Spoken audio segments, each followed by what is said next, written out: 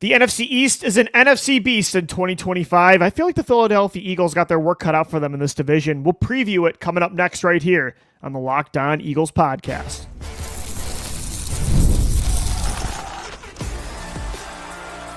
You are Locked On Eagles, your daily Philadelphia Eagles podcast. Part of the Locked On Podcast Network, your team every day.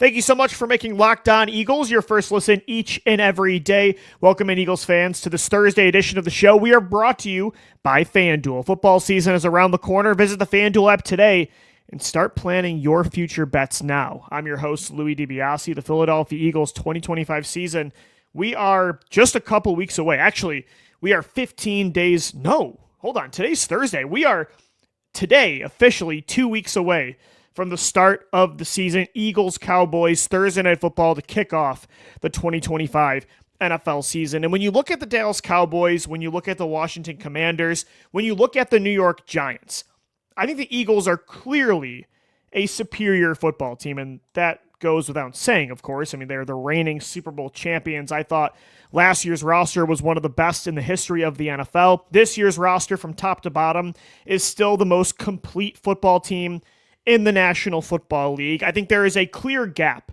between the Eagles and their talent on offense and defense compared to even Washington, who made the NFC Championship last year, definitely over Dallas in New York. But I will say the Eagles certainly do have some competition. Like, this isn't the NFC least like it used to be. This is an NFC beast. Like, this division, all four teams, I'm not saying the other three are going to be better than the Eagles this year. I'm not saying the other three teams are Super Bowl contenders. I think Washington is going to regress in 2025. I think Dallas is a wild card contender, but I don't think they're a serious threat to win the NFC, although Dak Prescott won't stop talking about it. Maybe get past the first round more than one time. I don't know. The New York Giants, I think, are a team that's going to be pesky this year. In an ideal world for them, they compete for a 7 seed, but I just want to put everything into context before I kind of talk about how competitive these teams are for the Eagles in the division, because I don't think they're championship contenders that are with the Eagles. Like, they're not in that same tier. I don't think they're a Los Angeles Rams type of threat or, you know, the Detroit Lions. I don't even think they're on the level of like a San Francisco 49ers, in my opinion, or a Green Bay Packers. But I will say, like, again, this is not the NFC East from 2020 and 2021. There is a path, I think, for all four teams to be playoff contenders. Yes, even the New York Giants. So it is going to be competitive. Like, the Eagles do have to stay a regular season powerhouse. They can't become a Kansas City Chiefs 2024 type of football team that kind of coasts through the season and expect to win this division easily, because each team has something that makes them kind of a threat. It makes them a playoff contender. I think this division from top to bottom is the most complete it's been since the days of, like, I would say the early 2010s when it was, you know, Donovan McNabb and Tony Romo and Eli Manning, and even like the pesky Washington football team at the time that had like Jason Campbell, and they were a wild card contender from time to time. Like, that was the last time since now I think this division looked as good as it does right now on paper, at least. And again, we're only talking on paper. The Commanders have an elite quarterback, and that will always give you the chance to make the playoffs, to potentially win a division, to make it all the way to the Final Four last year when they had no business from a roster perspective of how strong or not strong that team was on offense and defense. They were not an NFC Championship level roster, in my opinion, but they had one of, if not the best rookie seasons of all time in their quarterback, Jaden Daniels. If he continues to play at that level, if not better this year, and is an MVP candidate, I think Jaden Daniels already is a top 10 quarterback in the NFL. Like, yeah, that's going to make them competitive. Am I saying I think they're as good as the Eagles this year? Am I saying they're going to get back to the NFC Championship? No, but that's a legitimate threat in your division that you got to play twice. The Dallas Cowboys, there's a lot wrong with that football team, but I will say I do think they're going to have an elite passing offense in 2025. That trade for George Pickens, I honestly like it for Dallas. I think Dak Prescott throws the kind of go ball that he throws the kind of pass that I think George Pickens is the perfect receiver for. Now you have CeeDee Lamb and a legit number 2 target in George Pickens with a tight end that I really liked coming out of Wisconsin and Jake Ferguson as an underrated player. Like, that's a team that can stay in games with that unit. The New York Giants, I think they have a top-tier pass rush. I think they have one of the best pass rushes in football on paper with Brian Burns, Abdul Carter, Kayvon Thibodeau, Dexter Lawrence, Darius Alexander. They have a really good play caller. I think they're going to have much better quarterback play this year, whether it's Russell Wilson or Jackson Dart, or heck, even if it was Jameis Winston. It's a step up from who Daniel Jones was last year. So, again, I think each team has one or two special things that's going to make them much more competitive to the Eagles than they have been in years past. And Washington was a big threat last year. Again, they made it all the way to the NFC Championship, but the Eagles were coasting, I feel like, for the majority of the time in this division over the last 3 years, outside of the one half of a season where they completely collapsed. So, again, to take my Eagles blinders off, and I know a lot of you Eagles diehard fans that are listening and watching the show are probably rolling your eyes. I not hype up, but give credit to these other NFC East teams. Looking at the division, it is much better this year on paper than it even was last year or, in 2022 and in 2023. So the Eagles have their work cut out for them. Like, this is not the NFC East, where in 2020, all it takes is like a 7-8-1 record to win this division and have a home playoff game. Like 2019 for the Eagles, all it took to win the division was a 9-7 record to win 4 games straight from 5-7 to 9-7, and that ended up getting them into the postseason. Like, that's not going to cut it this year. They have to remain and avoid complacency in the regular season. But again, to put things in perspective, to zoom out a little bit, even though these teams have improved, and I thought they all had good off seasons, well, not Dallas as much, but the other two teams did, the Eagles are still clearly a superior football team, and they all have things that make me believe they're only wild card contenders and not Super Bowl contenders. Like the Washington Commanders, while I like the personnel they added this year, they're a top 2 oldest team in the entire NFL. And what does that normally spell? Injuries. Look at the 2018 to 2020 Philadelphia Eagles. You can also add 2017 in there as well. I think they went a little bit too far, and I get what they're trying to do with maximizing Jaden Daniels' rookie contract by bringing in veteran players that are ready to help you win now, and especially after making the NFC Championship, they're even thinking about shortening, speeding up this timeline even more, even quicker. But I think they went a little bit too overboard with how old they're getting, rather than adding players that are going to grow with Jaden Daniels. Like Howie Roseman has added players that are growing with Jalen Hurts over the course of his career. So they're an old football team. They have a tougher schedule this year. I think some of last year was a mirage. I think they definitely exceeded expectations. If Jaden Daniels takes like a little bit of a step back this year and kind of turns into who CJ Stroud was in year 2, that's, again, a team that's going to compete for a wild card, but they're not a serious threat to the Eagles from a NFC conference perspective. I think they'll be competitive in the division, but again, they're really old. In Dallas, again, they have a good passing offense that will keep them in football games, but that's really about all they have. Their coaching, like Schottenheimer, really, that's your move this offseason? The run game is led by Javonte Williams and Miles Sanders. Like, oh my gosh. The offensive line is not nearly the powerhouse it used to be. The defense is very suspect. I don't think they're going to have Micah Parsons in this first game against Philadelphia week 1. New York, like, they don't have the weapons outside of Malik Neighbors these other teams do. They have the worst quarterback play in the division. Their schedule isn't that easy either. So, again, it's going to be very competitive, and that's what I wanted to put in perspective here. But I will say, with that being said, I don't think I think a lot of people are kind of overreacting to the Eagles regressing this offseason on paper. When you look at in those other teams, like, I don't think the gap has really been closed significantly. The Eagles are still tier 1. I think tier 2 is Washington, Dallas, and then maybe New York.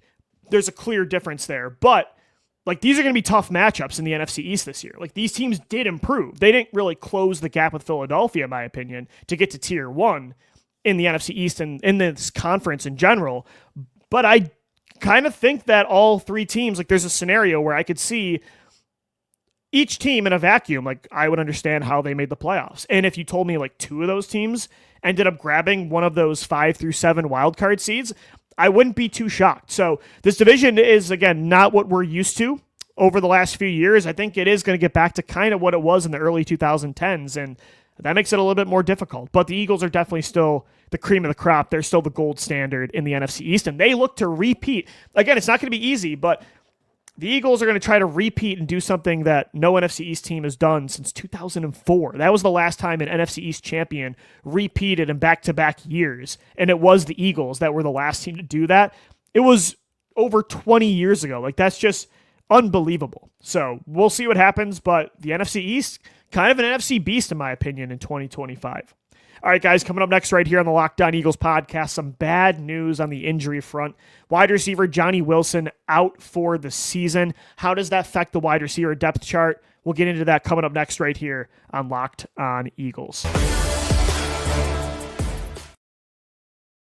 Today's episode of the Locked On Eagles podcast is brought to you by FanDuel. August 26th is officially FanDuel Futures Day, a brand new holiday for football fans who live for bold predictions and preseason hunches. For just 24 hours, FanDuel is giving you deals on NFL season predictions. So whether you're calling your MVP, eyeing a long shot division winner, or ready to crown your Super Bowl champion before week 1 even kicks off, this is your moment. So if you want to take a flyer on an MVP pick for Jalen Hurts, go all in. You want to crown the Eagles as back-to-back Super Bowl champions in August? Make that pick. Maybe you want to go with a dark horse division winner.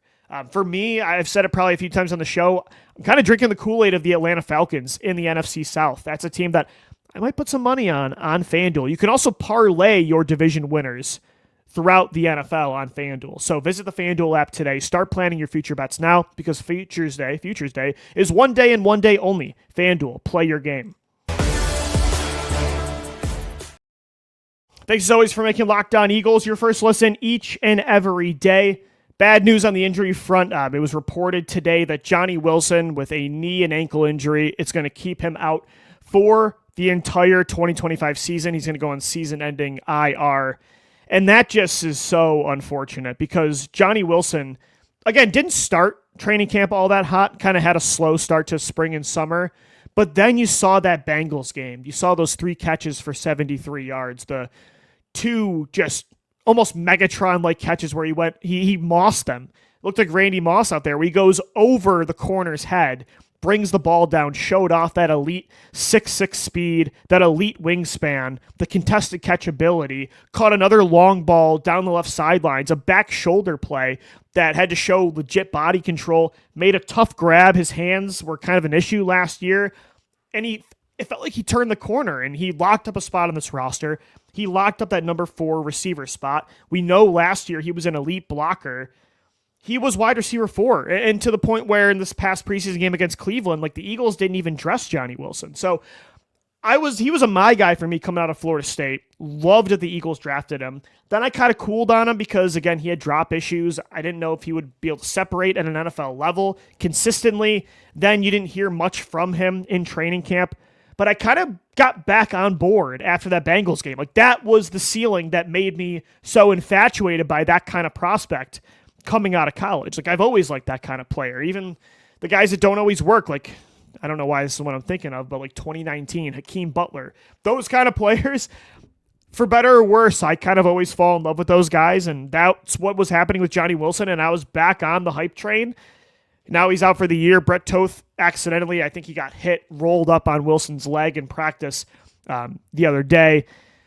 Got carted into the locker room. He's out for the year. So how does that affect the Eagles depth chart? Well, for me, number 1, John Mechie is now entrenched as your 4th receiver, in my opinion.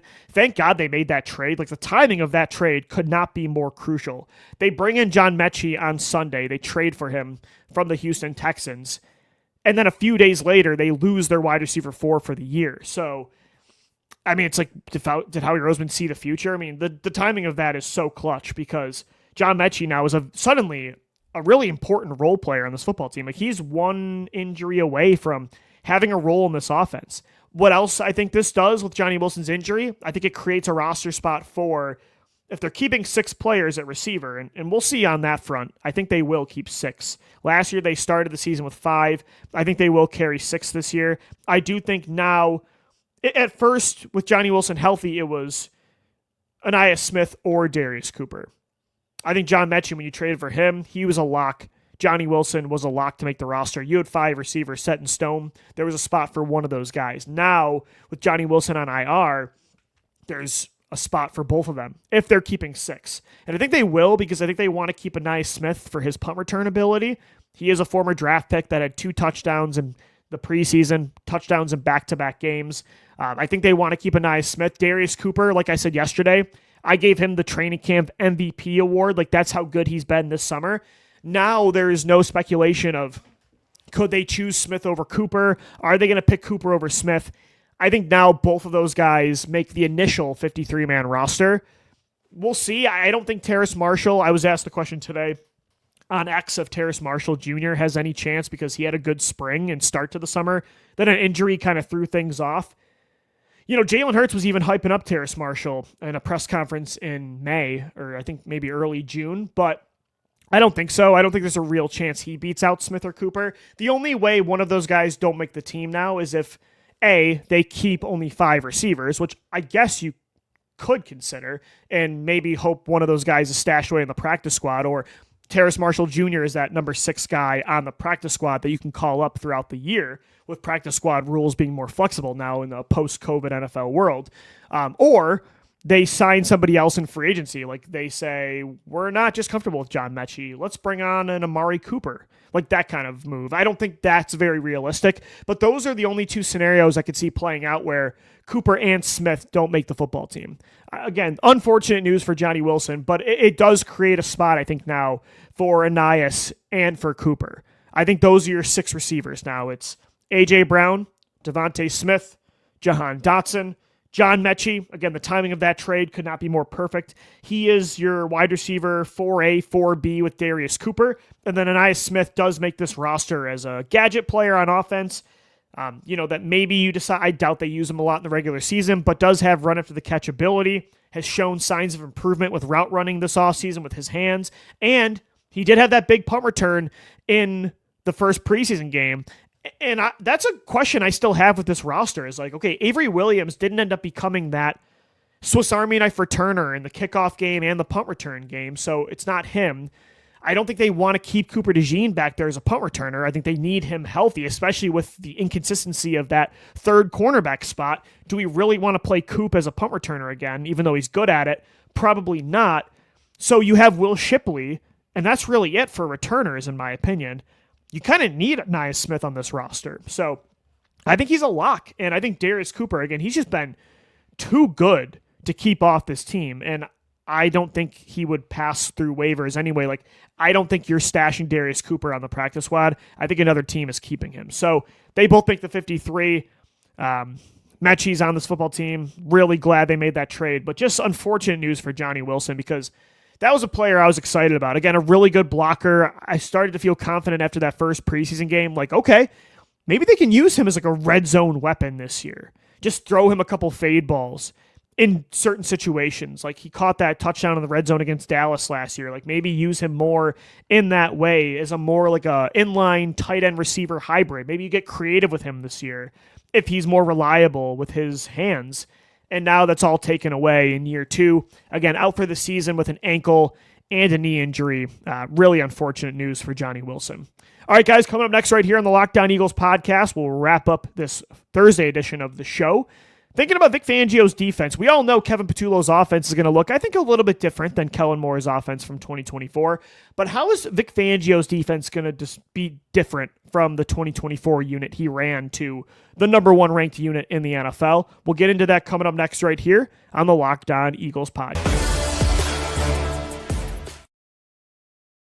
Today's episode of the Locked On Eagles podcast is brought to you by Monarch Money. Most people can't name all their financial accounts. I know I can't, or even what they're worth, whether it's, 401ks, properties, or investments. When you don't have the full picture, you can end up leaving money on the table. That's why there's Monarch Money. It's an all-in-one personal finance tool that brings your entire financial life together in one clean, easy-to-use interface on your laptop or your phone. Monarch does the heavy lifting for you. You can link all your accounts in minutes, see clear data visuals, get smart categorization of your spending, and finally feel in control of your money without ever touching a spreadsheet. For me, again, I've got a lot of different accounts, multiple jobs.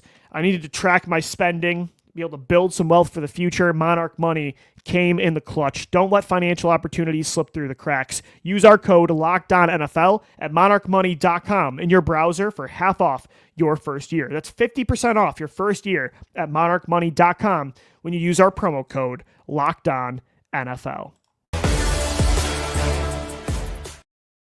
All right, Eagles fans, we're wrapping up this Thursday edition of the Locked On Eagles podcast. And, a big topic of the offseason has been, how's Kevin Patullo going to do as a play caller? That's the elephant in the room. When Eagles teams have regressed after Super Bowl runs, i.e. 2018 and 2019, 2023, if it happens again, why would it happen? Well, the consistent variable in those years, a lot of the time, was change in play caller and inconsistency with that relationship between play caller and quarterback. It happened with, Carson Wentz and either Doug Peterson or, whoever was a part of that process, Mike Groh, Press Taylor, all the cooks in the kitchen of 2020, which was just a nightmare. Brian Johnson and Jalen Hurts in 2023, just don't feel like that was a great fit either. Kevin Patullo, the big conversation this year is, can he handle being the play caller, replacing Kellen Moore? Will the Eagles take a big step back in that department? How will Kevin Patullo's offense be different than Kellen Moore's offense last year, or Nick Sirianni and Brian Johnson's before that, Shane Steichens? How will Patullo, who's been here throughout the entire Sirianni era since 2021, how will it be the same and how will it be different? So that's been a big conversation of the offseason. But thinking about that, I started to naturally think about how will the defense be different, and will it be? Because that's the team, that's the unit where you have consistency. You have the same coach with the same scheme from one year to another with Vic Fangio running the show. So will it be all that different? So I believe his core philosophy, his scheme will not waver. He is the Fangio way. It's been copied across the NFL. He has so many disciples across the NFL, running his two shell defenses, his different concepts for zone on both sides of the field. A lot of teams use what Fangio's scheme is. And so that's not going to waver. And you shouldn't change it up completely when you're the number one ranked defense in the NFL last year. But I think there are certain things that he will try to change or add to the defense this year. Because I do think while Fangio has a set scheme, he's also very good at maximizing the strengths of his personnel. And I do think compared to a Jim Schwartz, he is better at switching things up. I think he is more multiple as a defensive play caller than Jim Schwartz was. Jim Schwartz was all about just pinning your ears back, feel, go, get the quarterback. For the secondary, I feel like it was very simple coverage, very few disguises. Jim Schwartz relied really on good personnel and execution and kind of just saying, we don't care if you know what we're going to do. We're just going to do it better, and you're not going to be able to stop it. Whereas Fangio, there's a little bit more nuance to his defense. One thing I think he's going to do a lot more than he did last year is blitz. I think you are going to see more blitzes by Eagles linebackers, by maybe Cooper DeJean in the slot, maybe more safety blitzes. Why? Because your personnel this year, I think, is even more equipped to blitz. Especially you look at the first round pick, Jahad Campbell. What is his superpower? In my opinion, and we saw it last game, the first play of the game, getting a sack, blitzing through the A-gap as a stand-up linebacker. Jahad Campbell's superpower is pass rushing from the inside as a stand-up inside linebacker. That is who Jahad Campbell is. That is what he's great at. And so I think Fangio, to best utilize Jahad Campbell, is going to want to do that more. Zach Baun last year was a very good blitzing linebacker, had 3.5 sacks. Don't quote me on that. I believe it was 3.5. Zach Baun's a former pass rusher, a former edge rusher. You have you're potentially your two starting linebackers this year, we'll see what happens when Nakobe Dean is healthy. But week 1, I think it's going to be Jihad Campbell and Zach Bond. They're both former edge rushers, so they're going to want to blitz more. I think Nakobe Dean and Jeremiah Trotter Jr., both very natural, good blitzers coming downhill. So, and Smile Mondon even has great speed coming downhill. All 5 of your linebackers that I think when healthy are going to be on this 53-man roster, they're good blitzers. I think, and last year Vic Fangio was a DC that blitzed fewer than most teams in the NFL. Like his defense was in the bottom tier of blitz percentage. So normally he just won with 4, but he also won with disguise pressures, and that's something I think they are going to do even more. Even when they're not blitzing, I think they are going to show blitz. I think they're going to get, especially now with the defense being a little bit older, a lot of these guys in the second year of this scheme, I think Fangio will feel more comfortable putting more on their plate pre-snap. I think you're going to get more disguised looks, more stunts, showing pressure inside, then a guy loops around, moving around the formation pre-snap, edge guys bail out, inside guys crash down. I think you're going to see even more of that. I think that's going to be something different or added an emphasis of for this year's defense compared to last year.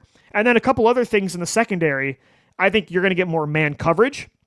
You've seen that this summer. Quinyon Mitchell and Cooper DeJean have been moving around the formation. Coop has been playing slot corner, outside corner, safety, every position in the secondary. Quinyon's been playing left corner and right corner. Fangio said he's going to have him traveling in certain matchups.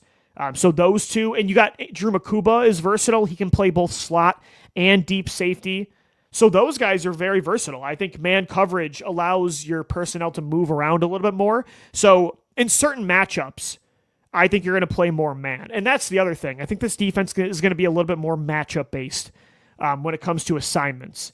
Guys might be lined up in different spots, different positions against different types of players week after week, depending on who they play, depending on what the strength of those football teams are. So again, Fangio, the core principles, the main scheme, the main positions of these players are not going to change for the vast majority of the time, but I think he will add some more. He'll sprinkle in more blitzes week after week. I think you're going to see more man coverage against certain teams, more matchup-based assignments. I think disguise pressure is something that Vic Fangio already was doing. He's done a great job of that throughout his career, but I think with their personnel now, he'll want to do even more of that. With these guys being more seasoned in this defense in year 2, heading into 2025, he'll want to do more of that kind of stuff. So I am very excited to see what Vic Fangio does. He's got a lot of new young starters in this defense, but he's got a lot of guys that are coming back from a Super Bowl season where your defense was ranked number 1.